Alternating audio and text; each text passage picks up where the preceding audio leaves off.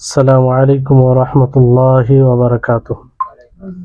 وعليكم السلام ورحمة الله وبركاته. إن الحمد لله نحمده ونستعينه ونستغفر ونعوذ بالله من شرور أنفسنا وسيئات أعمالنا.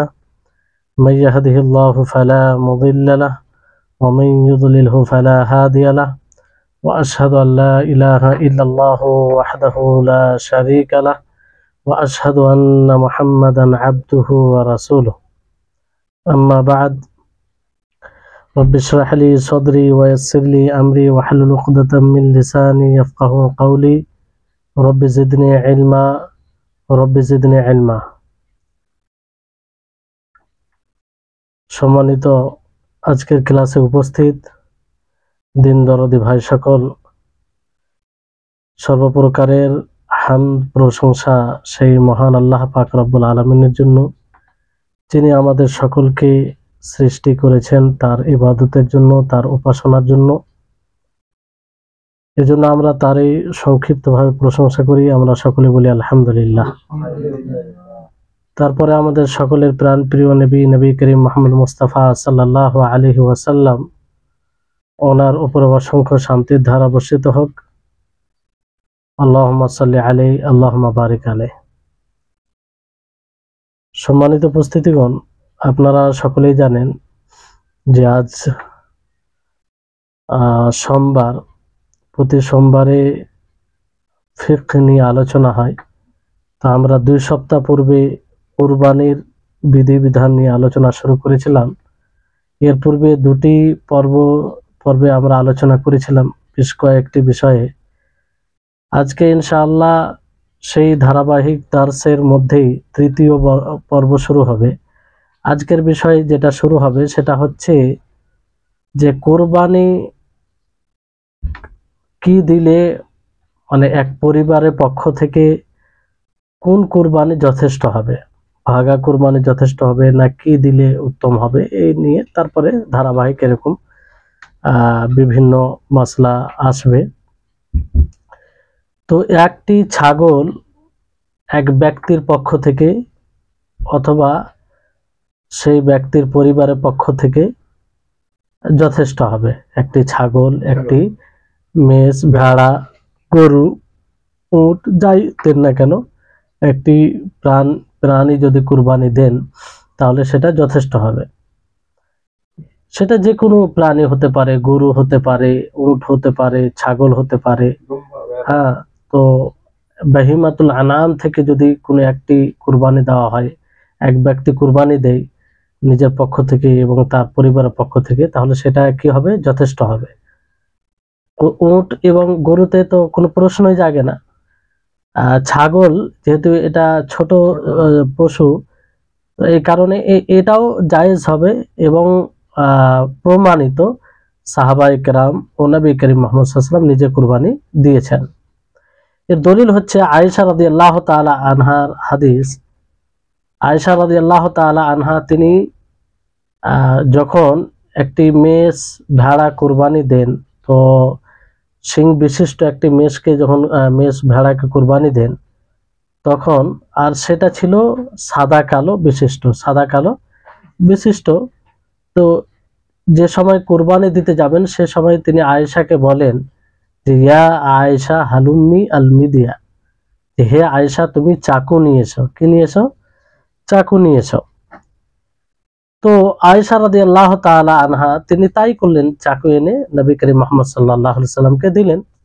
তিনি চাকু নিলেন, তারপর তাকে সেই পশুটাকে, সেই মেষকে শুইয়ে দিলেন, তারপর তাকে কি করলেন? জবাই করলেন। বুঝতে পারলেন? তো জবাই করলেন, জবাইয়ের পুরো প্রস্তুতি নিয়ে বিসমিল্লাহ আল্লাহুম্মা তাকাব্বাল মিন মুহাম্মদ ওয়া আলি মুহাম্মদ ওয়া মিন উম্মতি মুহাম্মদ বলে জবাই করলেন। বুঝতে পারলেন? আল্লাহর নাম নিয়ে, আর সাথে সাথে আল্লাহুম্মা তাকাব্বাল মিন মুহাম্মদ ওয়া আলি মুহাম্মদ ওয়া মিন উম্মতি মুহাম্মদ, এটা বলে তিনি কি করলেন? কুরবানি দিলেন। বুঝতে পারলেন? তাহলে এখান থেকে এটা স্পষ্ট হয় যে ছাগল পরিবারের পক্ষ থেকে যথেষ্ট হবে। ছাগল, মেষ, ভেড়া এগুলো পরিবারের পক্ষ থেকে যথেষ্ট হবে। বুঝতে পারলেন? এই ব্যাপারে আরো হাদিস রয়েছে, যেমন আবু রাফি রাদিয়াল্লাহু তাআলা আনহু থেকে বর্ণিত যে নবী করিম মুহাম্মদ সাল্লাল্লাহু আলাইহি সাল্লাম তিনি দুটি মেষ ভেড়া কুরবানি করতেন, একটি নিজের পক্ষ থেকে এবং পরিবারের পক্ষ থেকে, বুঝতে পারলেন, আর একটি কুরবানি করতেন সমস্ত উম্মতের পক্ষ থেকে, বুঝতে পারলেন। তো এখান থেকে এটা স্পষ্ট হচ্ছে যে একটি ছাগল যথেষ্ট হবে পরিবারের পক্ষ থেকে। এটি রিওয়ায়াত রয়েছে মুসলিমের সহিহ মুসলিমের রিওয়ায়াত। তারপরে আবু আইয়ুব আল আনসারী রাদিয়াল্লাহু তাআলা আনহু থেকে বর্ণিত, তিনি বলেন যে এক ব্যক্তি রাসূলুল্লাহ সাল্লাল্লাহু আলাইহি সাল্লামের জামানায় ছাগল কুরবানি করেছেন নিজের পক্ষ থেকে ও পরিবারের পক্ষ থেকে, এবং সেই কুরবানি থেকে তারা সকলে খেয়েছিল, খাওয়াল ছিল। তো এক কথায় এরকম একাধিক হাদিস রয়েছে, অনেক হাদিস রয়েছে, যে হাদিসগুলো দ্বারা এটা প্রমাণিত হয় যে একটি ছাগল পরিবার নিজের পক্ষ থেকে পরিবার পক্ষ থেকে যথেষ্ট হবে, বুঝতে পারলেন। এবার বিষয়টা হচ্ছে যে একটি ছাগল যদি কুরবানি করে, তাহলে একটি ছাগল তার পরিবার এ থেকে মানে যথেষ্ট হবে। সে যদি নিয়ত করে, তাতে জীবিত মৃত সকলে নিয়ত করতে পারে। একজন কুরবানি দিতে গিয়ে বলে যে আমার পক্ষ থেকে, আমার পরিবারের পক্ষ থেকে, এবং যারা মারা গিয়েছে তাদের সকলের পক্ষ থেকে, তাহলে সঠিক হবে, বুঝতে পারলেন। নিয়ত করতে হবে। আর যদি কোনো ব্যক্তি নিয়ত না করে, ধরেন যে কোরবানি দিয়ে দিল, কোরবানির সময় সবকিছু সঠিক, কিন্তু নিয়ত করলো না বিশেষভাবে, তো তার কোরবানির সঠিক হবে সেটা মানে স্বাভাবিকভাবে যে উদ্দেশ্যে কোরবানি দেয় সেটাই হবে। যেমন একটি ছাগল যদি কেউ কোরবানি করে, তো পরিবারের পক্ষ থেকে দেয়, বেশিরভাগ এলাকায় পরিবারের পক্ষ থেকে থাকে, তো স্বাভাবিক সেটা পরিবারের পক্ষ থেকে কোরবানি হয়ে যাবে, যদিও নিয়ত না করে, বুঝতে পারলেন। যেটা উর্ফ সমাজে চলে, যে একটি ছাগল কোরবানি যদি করে একজন বাড়ির গার্জেন, তাহলে এটা কি আসলে সে পরিবারের পক্ষ থেকেই করে, তাই না। তো যদি বিশেষভাবে নিয়ত না করলেও সেই কোরবানি হয়ে যাবে, কিন্তু সে কোরবানি তো করছে, কোরবানি ছাড়া অন্য কিছু তো করে না, এটা একটা বিষয়। তারপরে ভাগার বিষয়, যে ভাগায় কোরবানি, এক ভাগা উটে যদি এক ভাগা কেউ কোরবানি করে, অথবা গরুতে এক ভাগা কোরবানি করে, তাহলে সেটাও পরিবারের পক্ষ থেকে যথেষ্ট হবে। অনেকেই ইদানিং কিছু লোক বলে, কিংবা কিছু অল্প কিছু দুই একজন আলেম এরকম বিষয়টি তুলে ধরেছে যে ভাগা কোরবানি চলবে না, পরিবারের পক্ষ থেকে, একজনের পক্ষ থেকে হবে। এরকম বিষয়টি নয়, কারণ এটা যদি দেখা যায় তো রাসূল সাল্লাল্লাহু আলাইহি সাল্লাম থেকে প্রমাণিত, কারণ তিনি ভাগা কুরবানি দিয়েছেন। অনেকে বলে যে এটা হাদি যেটা হজে গিয়ে কুরবানি দেয় সেটাকে হাদি বলা হয়।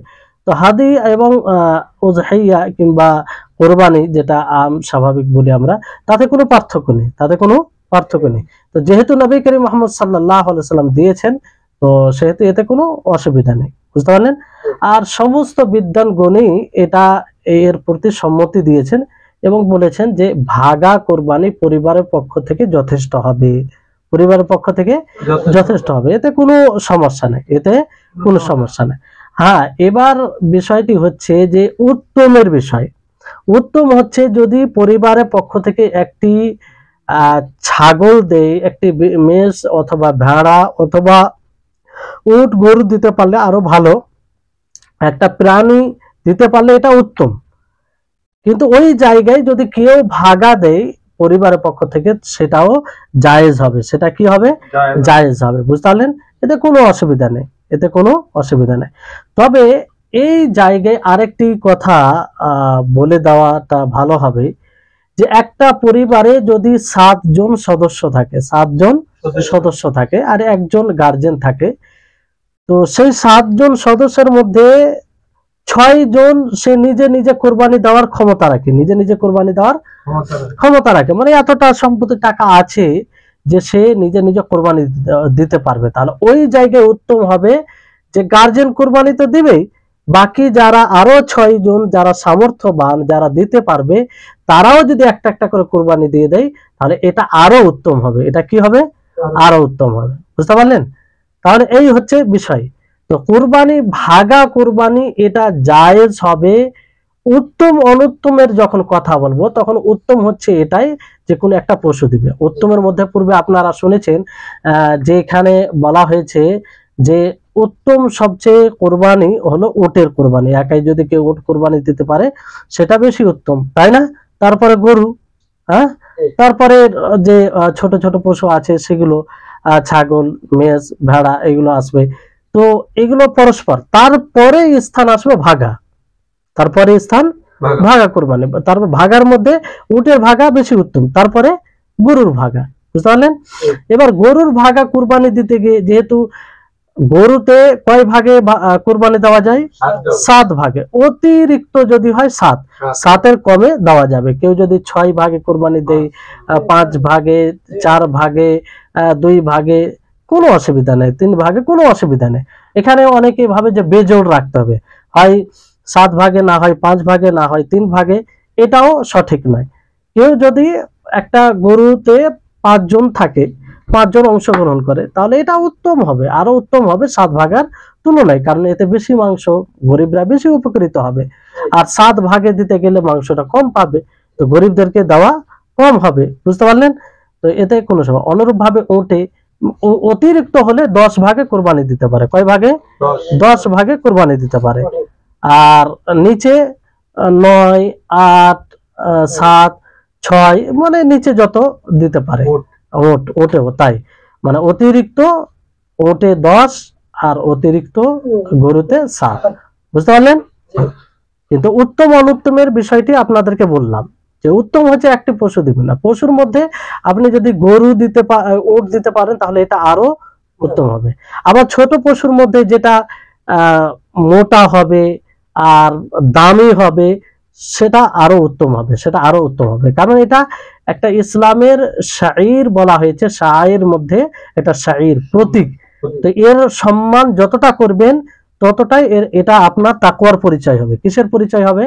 তাকওয়ার পরিচয় হবে। এই জন্য আল্লাহ তাবারক ওয়া তাআলা কি বলেন? ওয়া মান ইউআযযিম শাআইরাল্লাহি ফাইন্নাহা মিন তাকওয়াল কুলুব, যে যারা আল্লাহর প্রতীক সমূহের কি করে?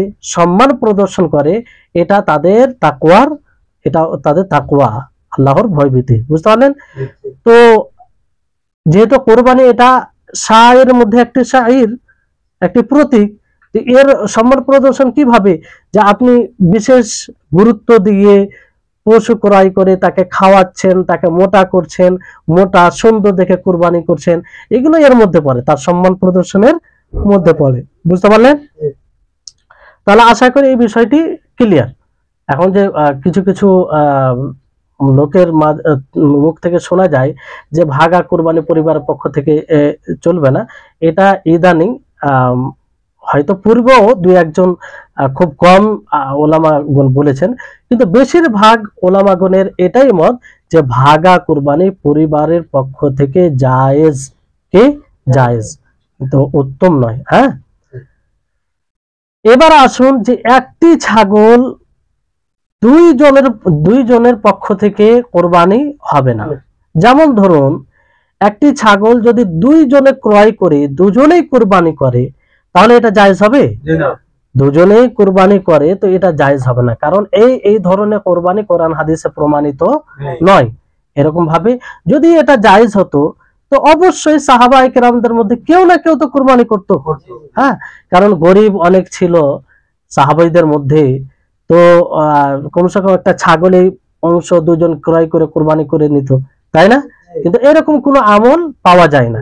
তো এখান থেকে এটা স্পষ্ট হচ্ছে যে একটি ছাগলে 2 জন অংশগ্রহণ করতে পারে না, যে একটি ছাগলকে 2 জন ক্রয় করে তাকে কোরবানি করবে, এটা জায়েজ হবে না। বুঝতে পারলেন? তারপরে বিষয়টি হচ্ছে যে যেমন ধরুন যে গরুতে 8 ভাগে কোরবানি যেমন দেওয়া যাবে না, যাবে? উটে 11 ভাগে কোরবানি দেওয়া যাবে? যাবে না। অনুরূপ ভাবে একটি ছাগলে 1-এর অধিক এর পক্ষ থেকে কোরবানি, 1-এর অধিক কোরবানি দিতে পারে না, কারণ এটি ইবাদত। এটাই কি? ইবাদত। আর ইবাদত তাওকিফি হয়। কি হয়? তাওকিফি হয়, মানে যেভাবে ইবাদত প্রমাণিত সেভাবেই করতে হবে।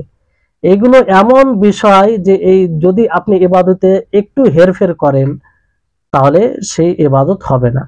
ইবাদত যেভাবে আল্লাহ নবী করেছেন, যেভাবে সাহাবায়ে কেরাম করেছেন, সেভাবে আমাদেরকে করতে হবে, সেভাবে আমাদেরকে করতে হবে। বুঝতে পারলেন? তো এখানে যেহেতু নির্ধারিত একটা বলে দেওয়া হয়েছে যে উটের কুরবানি দিতে গেলে 10 ভাগে দেওয়া যাবে, আর গরু কুরবানি দিতে গেলে 7 ভাগে দেওয়া যাবে, অতিরিক্ত, তার বেশি করা যাবে না, কমে করতে পারে। বুঝতে পারলেন? কিন্তু সওয়াবে অধিক লোককে অংশগ্রহণ করতে পারে, সওয়াবে নেকিতে। যেমন একজন কুরবানি করলো, যে সে নিয়ত করলো যে আমি আমার পরিবার, আমার বংশর, আমার যারা বিগত দিনে মারা গেছে সকলের পক্ষ থেকে কুরবানি দিয়ে দিলাম, তো এই সওয়াবে তাদেরকে অংশগ্রহণ করলো, তো এটা জায়েজ হবে। এটা কি হবে? জায়েজ হবে, এতে কোনো অসুবিধা নেই। কিন্তু কুরবানি করাতে একটা ছাগলে একের অধিক অংশগ্রহণ করতে পারে না। বুঝতে পারলেন? এবার একটা গুরুত্বপূর্ণ বিষয় শুরু হবে, সেটি হচ্ছে যে কুরবানির পশু কখন নির্ধারিত হবে আর কিসের মাধ্যমে নির্ধারিত হবে। কারণ যখনই কোনো পশু কুরবানির জন্য নির্ধারিত হয়ে যাবে, তখন তার সাথে সম্পৃক্ত কিছু বিধান আছে। কি আছে? বিধান আছে, যেগুলো জানা প্রত্যেক কুরবানি যারা করবে প্রত্যেকটি মানুষকে জানা দরকার, কারণ সেগুলো ঘটে অনেক সময়। তো সর্বপ্রথম আমরা জানি যে কুরবানির পশু কিভাবে নির্ধারিত হয়। এটি কুরবানি, যখন কুরবানির জন্য পশু নির্ধারিত হয়ে যাবে, তখন তার একটা আলাদা বিশেষ বিধান আছে। বুঝতে পারলেন? আর যখন নির্ধারিত হবে না, তার একটা আলাদা। তো দুই রকম ভাবে কোরবানি পশু নির্ধারিত হয় কোরবানির জন্য। কয় রকম ভাবে? দুই রকম পদ্ধতিতে। একটা হচ্ছে কথার মাধ্যমে, একটা কিসের মাধ্যমে? কথার মাধ্যমে। আরেকটি হচ্ছে কর্মের মাধ্যমে। কিসের মাধ্যমে? কর্মের মাধ্যমে। কথার মাধ্যমে কেমন? যেমন কোন ব্যক্তি সে বলল যে এই পশুটি কোরবানির জন্য, এই পশুটি কোরবানি নির্ধারিত করে বলল যে এই পশুটি আমি কোরবানি করব, মানে নির্ধারিত করে তাকে এই নিয়ত করে বলল, তাহলে এতে সেটা কোরবানির জন্য নির্ধারিত হয়ে যাবে, কোরবানির জন্য নির্ধারিত হয়ে যাবে। আর যদি কেউ শুধু খবর দিতে গিয়ে বলে যে না আমি কোরবানি করব, তাহলে এটাতে কিন্তু নির্ধারিত কোরবানি হবে না। কারণ একটা খবর দিচ্ছে যে আমি কোরবানি করব, একটা পশু ক্রয় করলো, কোরবানি করবে, এটা নির্ধারিত হলো না। যখন বলবে যে এই পশুটি কোরবানির জন্যই আমি ক্রয় করলাম, একে আমি খাস করলাম, তখনই এটা নির্ধারিত হবে। বুঝতে পারলেন বিষয়টি? তারপরে বিষয় হচ্ছে যে তারপরে যেটা দ্বিতীয় পদ্ধতি, সেটা হচ্ছে কর্মের মাধ্যমে। কিসের মাধ্যমে? কর্মের মাধ্যমে। তো এই কর্মের মাধ্যমে বলতে দুই রকম এর মধ্যে পদ্ধতি রয়েছে। কয় রকম পদ্ধতি রয়েছে? দুই রকম পদ্ধতি রয়েছে। একটা হচ্ছে যে কুরবানির উদ্দেশ্যে জবাই করা, কুরবানির উদ্দেশ্যে জবাই করা। যখন কুরবানির উদ্দেশ্যে জবাই করবে, তখনই সেটা কুরবানির জন্য খাস হয়ে গেল। সেটা কি হয়ে গেল? খাস হয়ে গেল, মানে সেটা প্রমাণিত হয়ে গেল এবং বাস্তবায়ন হয়ে গেল যে এটা কোরবানি পশু। বুঝতে পারলেন? আমল হয়ে গেল। এটা একটা পদ্ধতি। দ্বিতীয় পদ্ধতি হচ্ছে কোন ব্যক্তি যদি কোরবানির উদ্দেশ্যে কোনো ছাগলকে, কোনো পশুকে ক্রয় করে, আর সেটা কোনো পশুর বদলে হয়, কোনো পশুর বদলে হয়, তাহলে সেটা কোরবানির জন্য খাস হয়ে যাবে। কি হয়ে যাবে? কোরবানির জন্য খাস। ভালো করে বুঝতে হবে বিষয়টি, যে এখানে ধরুন আপনার কাছে কোনো পশু আগে থেকে ছিল, ঠিক আছে, কোরবানির জন্য ছিল। তো সেই পশুটি ধরেন যে কোনো হয় সে অসুস্থ হয়ে মারা গেছে, কিংবা আর কিছু হয়েছে, কিংবা কোনো বিপদ এসে সে মানে মরে গেছে, এরকম কিছু ঘটেছে। এবার তার পরিবর্তে আপনাকে ছাগল ক্রয় করতে হবে কি হবে না? কিংবা যে কোনো একটা পশু কোরবানির জন্য ক্রয় করতে হবে, যেহেতু সেটা কোরবানির জন্য ছিল। কিসের জন্য ছিল? কোরবানির জন্য ছিল। তো এই যে আপনি তার পরিবর্তে ক্রয় করবেন, তো এই ক্রয় করাটা কোরবানির জন্য খাস হবে। কিসের জন্য খাস হবে? কোরবানির জন্য খাস হবে। বুঝতে পারলেন? আর যদি শুধু ক্রয় করে কোরবানি নিয়েতে, শুধু ক্রয় করে কোনো পশুর পরিবর্তে নয়, তাহলে সেটা কিন্তু কোরবানির নিয়েতে খাস হবে না। কোরবানিতে খাস হবে না। কেন খাস হবে না? যেমন ধরুন আপনি যদি কিছু ক্রয় করেন, যে বই একটি ক্রয় করলেন, একটি নিয়ত করলেন যে আমি এই বইটি ক্রয় করে বই ক্রয় করে আমি দান করব, তো ক্রয় করাতে কি দান করা হয়ে যাবে? আপনি আবার দান করবেন, তখন দান হবে। অনুরূপ ভাবে কেউ যদি কোনো ছাগলকে কোরবানির নিয়তে ক্রয় করে, তাহলে ক্রয় করাতে কি কোরবানির জন্য সেটা খাস হয়ে যাবে? খাস হবে না। যদি সে নির্ধারিত করে সেটা নিয়ত করে যে না আমি একেই কোরবানি করব, এই ছাড়া আমি অন্য পশুকে কোরবানি দিব না, এরকম ধরনের নিয়ত করে তো আলাদা বিষয়। কিন্তু শুধু ক্রয় করাতে, কোরবানির নিয়তে ক্রয় করাতে সেটা কোরবানির জন্য খাস হবে না। বিষয়গুলো বুঝতে পারছেন? হ্যাঁ, এই বিষয়টি এই জন্য বলছি যে যখনই কুরবানির পশু কোরবানির জন্য খাস হয়ে যাবে, তার সাথে বিশেষ কিছু বিধান আছে, বিশেষ কিছু বিধান আছে। যেমন ধরুন যে যখন আপনি, এবার তো আপনারা জেনে গেলেন যে কিভাবে কোরবানির পশু কোরবানির জন্য খাস হবে, কি হবে? খাস হবে, বিশেষ হবে, এটা আপনারা জেনে গেলেন, বুঝতে পারলেন? জানার পরে এবার আসুন, যদি খাস হয়ে যায় কোনো কোরবানির জন্য, তো এর উপরে কি কি নিয়ম লাগু হবে। 1 নম্বর হচ্ছে, যখনই কোরবানির জন্য খাস হয়ে গেল, তখন তাকে আপনি ব্যবহার নিজের মতো করে করতে পারবেন না, নিজের মতো করে ব্যবহার করতে পারবেন না। যেমন আপনি ইচ্ছা করলে বিক্রি করতে পারেন না, বিক্রি করতে পারবেন? যে একটা আপনি নির্ধারিত করে কোনো ছাগল ক্রয় করলেন, আপনি নির্ধারিত করে নিয়ত করলেন যে একেই আমি কোরবানি করব, একে আমি কোরবানি করব, নিয়ত করে নিলেন, তাহলে তাকে কি বেচতে পারবেন? বেচতে পারবেন না। তাকে কি কোনো কাউকে হাত দিয়ে দিতে পারেন? দিতে পারেন না। সেই ছাগল কিংবা সেই পশু দ্বারা বন্ধুক রাখতে পারেন? রাখতে পারেন না। হ্যাঁ, ওই সময় আপনি পারেন যে ওর চাইতে কিছু উত্তম নিচ্ছেন, আপনি ওর চাইতে কিছু উত্তম নিচ্ছেন কুরবানির উপকারে, কুরবানি উপকারে, যাতে গরিবদের লাভ উপকার বেশি হয় সেই ক্ষেত্রে। যেমন আপনার কাছে একটা ছাগল আছে, ভালো ছাগল আছে, তো এটি কুরবানির জন্য আপনি খাস করে নিয়েছেন। খাস করার পরে আপনার মানে এটা প্রয়োজন পড়লো যে আমাদের পাড়ায় কিংবা গ্রামে গরিব বেশি আছে, তো আমি যদি নিজেই একটা উট কোরবানি দিতে পারি, কি দিতে পারি? উট কোরবানি দিতে পারি নিজেই, তাহলে এটা সকলের জন্য উপকার হবে। তো এই ধরনের নিয়তে আপনি সেটাকে বিক্রি করে আপনি উট নিতে পারেন। কি নিতে পারেন? উট নিতে পারেন, কারণ এটা কুরবানির মাসলিহাতে আপনি করছেন। কিসের মাসলিহাতে? কিন্তু নিজের স্বার্থে করা যাবে না, এটা নিজের স্বার্থে করা যাবে না, বুঝতে পারলেন? প্রথম বিষয়।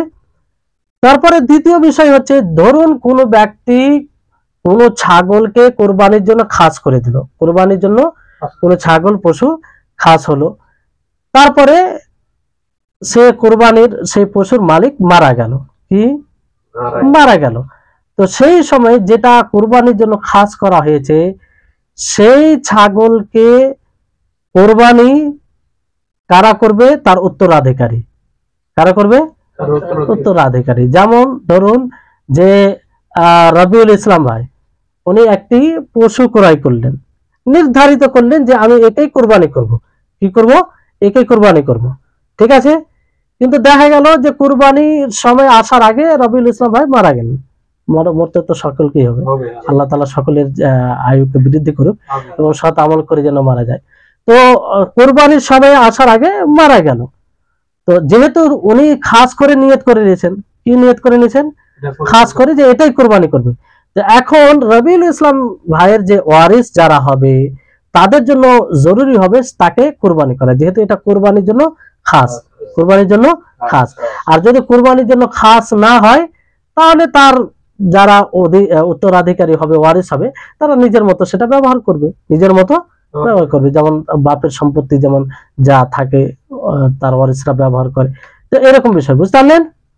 তৃতীয় যেটা বিষয় খেয়াল রাখতে হবে, যে যখন কোরবানির জন্য কোনো পশু খাস হয়ে যাবে, নির্ধারিত হয়ে যাবে, বুঝতে পারলেন, তখন আপনি তার কোনো জিনিসকে ব্যবহার করতে পারেন না। কি করতে পারেন না?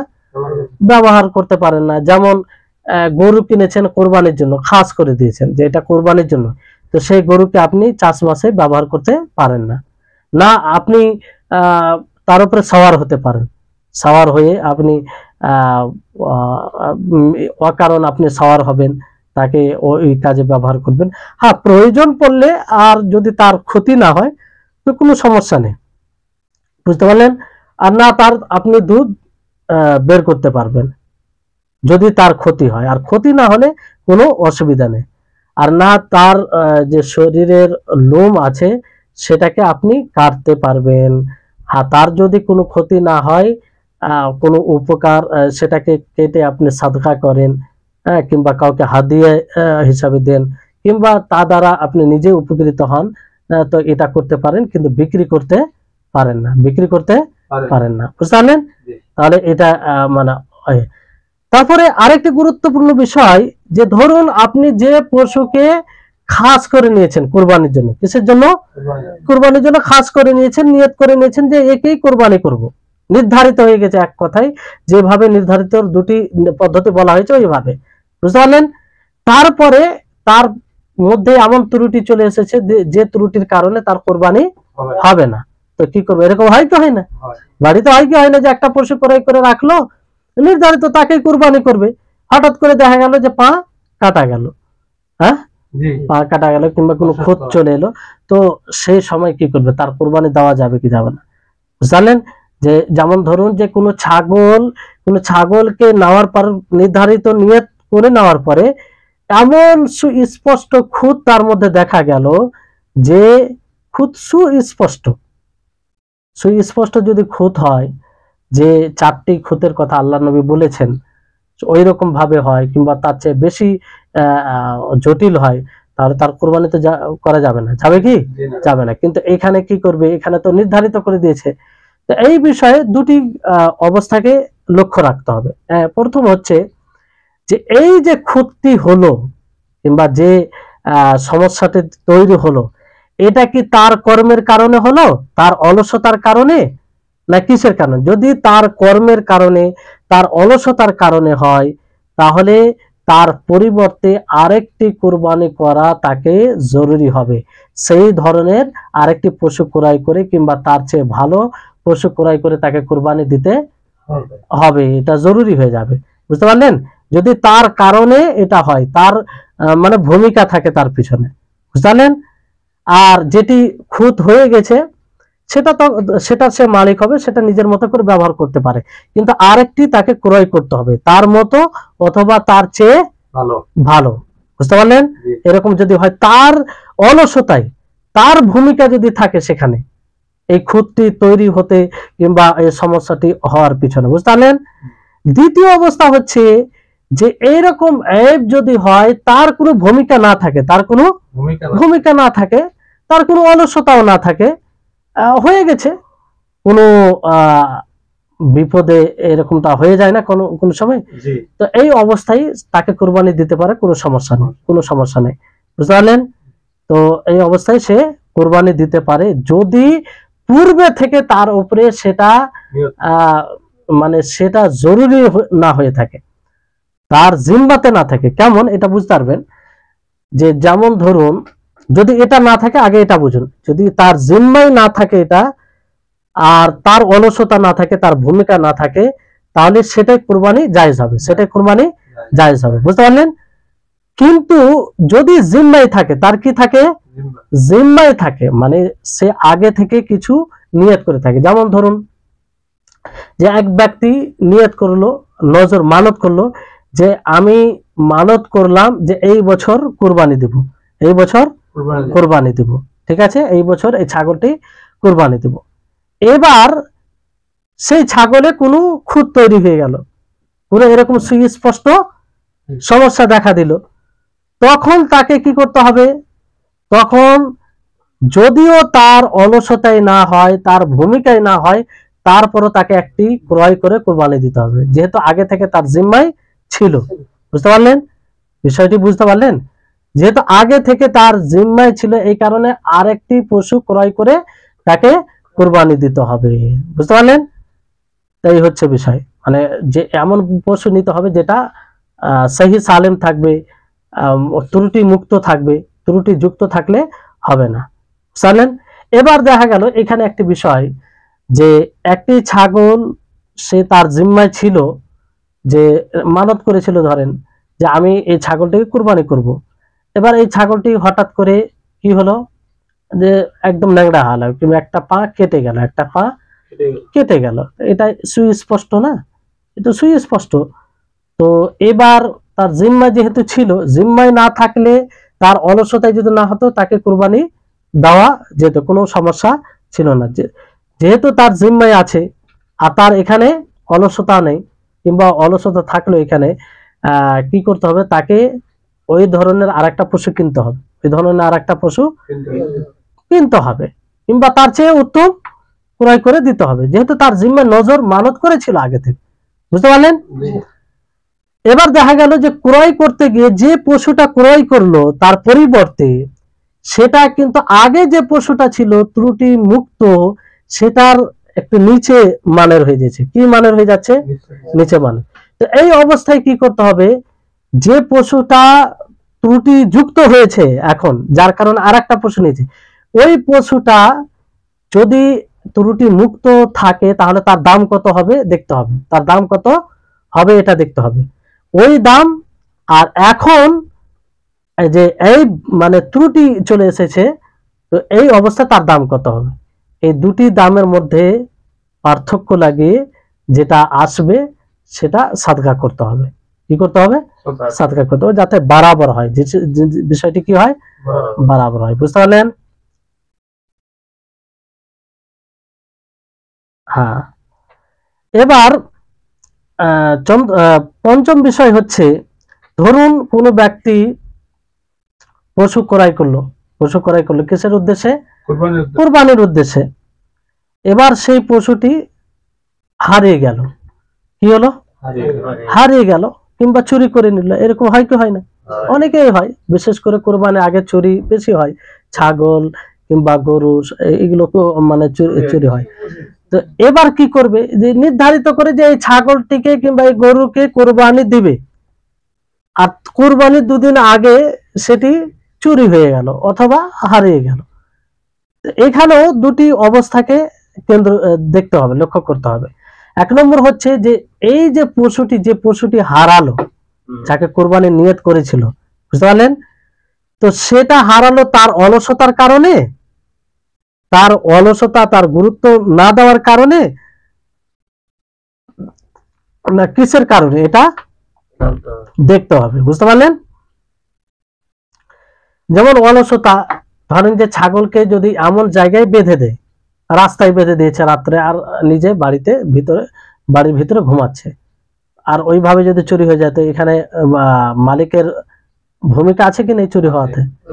ওরা জানছে যে এই সময় চুরি হয়, তারপরে বাইরে বেঁধে রেখেছে, তো এখানে তো তার ভূমিকা রয়েছে। কিংবা চুরি হয়ে গেছে, তো চুরি তো হবেই, তাকে সংরক্ষিত জায়গায় রেখে যদি চুরি হয়ে যায় তাহলে বিষয়টা ভিন্ন, কিন্তু এমন জায়গায় সে রেখেছে যে সেখান থেকে চুরি হওয়াটাই স্বাভাবিক। তো এতে দোষ কার, ভূমিকা কার রয়েছে? মালিকের। তো এই ক্ষেত্রে তাকে আরেকটি পশু ক্রয় করে কোরবানি দিতে হবে, কারণ তার এখানে অলসতা রয়েছে, তার কি রয়েছে এখানে? অলসতা রয়েছে। বুঝতে পারলেন? আরেকটি পশু ক্রয় করে তাকে কোরবানি দিতে হবে। দ্বিতীয় অবস্থা হচ্ছে, যদি তার কোনো অলসতা না থাকে, তার কোনো অলসতা না থাকে, মানে সঠিক জায়গায় বেঁধে রেখেছে, সঠিক জায়গায় সম্পূর্ণভাবে যেমন ভাবে সংরক্ষিত করা উচিত সেভাবে করেছে, তারপরে ধরেন চুরি হয়ে গেছে কিংবা হারিয়ে গেছে পূর্ণ ব্যবস্থা নেওয়ার পরে, তো সেই সময় কি করবে, যে যখনই সেই পশুটা পাবে তখনই কোরবানি করবে। যদি পাই পশুটা পরে, তো যখনই পাবে, ঈদের সময় চলে যাওয়ার পরেও যদি পশু পাই তাহলে তখনই কোরবানি করবে। বুঝতে পারলেন? যেমন ধরুন ঈদের 2 দিন আগে একটি পশু যাকে কোরবানি দেওয়ার উদ্দেশ্যে ক্রয় করেছে নির্ধারিতভাবে, সেটি ঈদের 2 দিন আগে চুরি হয়ে গেছে কিংবা হারিয়ে গেছে। বুঝতে পারলেন? সেই পশুকে ঈদের 10 দিন পরে পাচ্ছে। কদিন পরে? ঈদের 10 দিন পরে। তো কোরবানির সময় তো চলে গিয়েছে, এখন কি করবে? 10 দিন পর পাওয়ার পরে কোরবানি দিবে, সেটা কোরবানি হয়ে যাবে, কারণ এটা তার এর পিছনে তার ভূমিকা ছিল না। বুঝতে পারলেন? তো এখানে এই বিষয়টি বুঝতে হবে। এখানেও এটা খেয়াল রাখতে হবে যে তার জিম্মায় ছিল কি ছিল না। তার জিম্মায় যদি থাকে, যেমন মানত করে নিয়েছে, তাহলে তার অলসতা না থাকলেও, তার ভূমিকা না থাকলেও তাকে আরেকটি ক্রয় করে কোরবানি দিতে হবে। বুঝতে পারলেন, জি যেহেতু তার জিম্মায় পূর্ব থেকে ছিল। ঠিক আছে, তারপরে আসুন এর সাথেই মানে রিলেটেড এই বিষয়টি, তাহলে এর সাথে বলে দেওয়াটা ঠিক হবে যে ধরুন আপনি কোনো পশু ক্রয় করলেন, কি করলেন, পশু ক্রয় করলেন কোরবানির উদ্দেশ্যে নির্ধারিত। এবার সেই পশুটা কোনো আসমানি দুর্যোগে মারা গেল অথবা অসুস্থ হয়ে মারা গেল, হ্যাঁ, মানে সে স্বাভাবিক, মানে তার কোনো ভূমিকা নেই, কার, মালিকের কোনো ভূমিকা নেই, মারা গেল। তো ওই অবস্থায় তার উপরে কিছুই মানে নেই, সে যে নিয়ত করেছিল ইনশাআল্লাহ সে নিয়তের নেকি পাবে। বুঝতে পারলেন? কিন্তু এই অবস্থাতে যদি তার জিম্মায় পূর্বে থেকে থাকে, যেমন মানত করে থাকে যে আমি এই বছর মানত করলাম যে আমি এই বছর কোরবানি দিব, একে কোরবানি দিব, এরকম ভাবে মানত করে থাকে, তাহলে তাকে সেই অবস্থা আবার ক্রয় করে কোরবানি দিতে হবে। বুঝতে পারলেন? যদি মানত করে থাকে, জিম্মায় থাকে মানে এই ধরনের কিছু থাকে। আর যদি জিম্মায় না থাকে, আসমানি দুর্যোগে মারা গেল কিংবা অ্যাক্সিডেন্ট হয়ে মারা গেল ধরেন, তো এই অবস্থায় কি হবে, তার উপরে কিছু হবে না, মানে সে যে নিয়ত করে নিয়েছিল কোরবানি নিয়তে, সে নাকি পাবে। আল্লাহ তাআলা তো মানে তার নিয়ত, হৃদয়ের কথা সবকিছু জানেন। বুঝতে পারলেন? তো এই হচ্ছে এখানে এই বিষয় খেয়াল রাখতে হবে। এরকম অনেক সময় হয়, অনেক সময় এরকম হয়। দ্বিতীয় অবস্থা হচ্ছে যে ধরুন যে এটা যদি শেষ হয়, সে পশুর কোরবানিটা মারা যায় তার কর্মের কারণে, কার, মালিকের কর্ম, তো সে সময় তার জন্য জরুরি হবে আর একটা পশু ক্রয় করে তার বদলে কোরবানি করা। বুঝতে পারলেন? অথবা তার মতো অথবা তার চেয়ে উত্তম পশু নিয়ে কোরবানি করতে হবে, উত্তম পশু নিয়ে কোরবানি করতে হবে।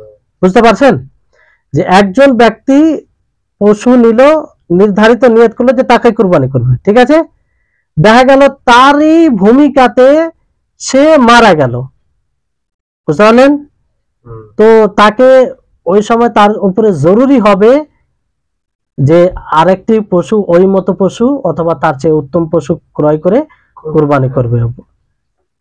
তারপরে তৃতীয় অবস্থা হচ্ছে যে যদি সেই পশুটি ধ্বংস, মারা তার ভূমিকাতে নয় বরং অন্য মানুষের ভূমিকাতে, তো এখানে কি করবে, যদি এমন অবস্থায় হয় যে তার জরিমানা নেওয়া সম্ভব হবে না, যেমন রাস্তায় হঠাৎ করে চলে গিয়েছে আর গাড়ির তলে পড়ে গিয়ে মারা গেছে, এখানে গাড়িওয়ালারও দোষ নেই, মালিকের পক্ষ থেকে নয়, অন্য মানুষের পক্ষ থেকে। তো এখানে এমন বিষয় এটা হয়ে যাবে যে তার উপর, মালিকের উপরে কিছু লাগবে না। আর যে ব্যক্তি যার দ্বারাই এটা হয়েছে, তার যদি ভূমিকা সে নিজ ইচ্ছাকৃত ভাবে না করে, তো তার উপরে এখানে জামান মানে কিছু দিতে হবে তাকে, এরকম বিষয় নাই। বুঝতে পারলেন? আর যদি এরকম হয় যে সে ইচ্ছাকৃত করে, তাহলে তার সেটা তাকে দিয়ে দিতে হবে যাতে সে আবার কোরবানি করতে পারে মালিক। তো এই হচ্ছে কয়েকটি বিষয়, এগুলো প্রয়োজন পড়ে অনেক সময়, তো এগুলো খেয়াল রাখতে হবে। বুঝতে পারলেন? জি। এবার এখানে আরেকটি বিষয়ে প্রয়োজন পড়ে এখানে, যেমন ধরেন যে অন্য মালিকের দ্বারাতে এটা হয়েছে, একটা পশু মারা গেছে, বুঝতে পারলেন, মালিকের দ্বারা নয়, যেমন অন্য কোনো ব্যক্তির দ্বারা। এবার যে ব্যক্তির দ্বারা হয়েছে সে এটাকে যদি জবাই করে খেয়ে নেয় কিংবা তাকে মেরে ফেলে দেয়, তো তার উপরে তার জরিমানা দিতে হবে। কি দিতে হবে? জরিমানা দিতে হবে। আর যে জরিমানাটা নিয়ে সেই পশুর মালিক সেটা দ্বারা কোরবানি করবে, বুঝতে পারলেন, আর সে দায়মুক্ত হবে। হ্যাঁ, এবার কোরবানি যেটা নির্ধারিত পশু যেটা ক্রয় করা হয়েছে কোরবানির জন্য, সেটা যদি জবাই করা হয় সময়ের পূর্বে, কার পূর্বে?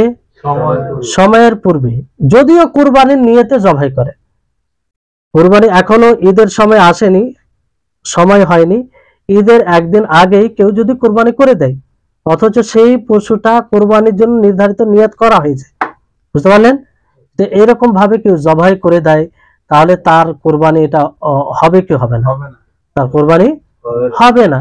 এই কারণে হবে না যে সেটা সময়ের পূর্বে করা হয়েছে, সময়ের পূর্বে করা হয়েছে। এই ছিল কয়েকটি বিষয়।